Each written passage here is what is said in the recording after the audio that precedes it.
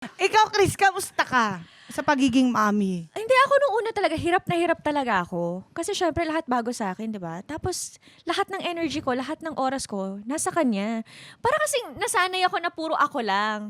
Kasi parang feel ko before, di ba? Parang paganda lang ako, ganyan, buy lang ako ng mga bags, ano lang ako, shopping lang ako, taping, work, ganun lang. Tapos biglang all of a sudden, nagbago lahat.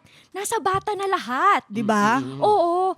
Pero alam mo, ang pinakamalaking bagay talaga na nakatulong sa akin is helper, yaya. Yes. Mas nung nagkaroon ako ng maayos na yaya, kasi nagkaroon ako ng issue na parang bakit lagi ka naghahanap ng yaya, lagi ka naghahanap ng kasambahay. Hindi daw tumatagal sa akin yung mga kasambahay ko, mga yaya. Kasi salbahe daw ako, ganyan.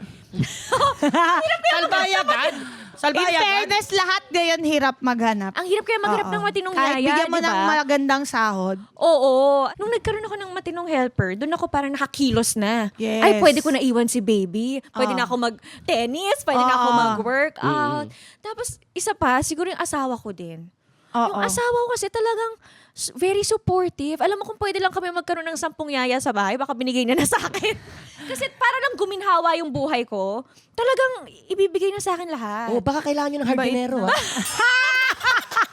Ako magaling ako mag-alaga ng bata. At saka May ba mga kailangan free mo time ng na ako mga ngayon. tagalinis ng bags mo? Kaya ko yun.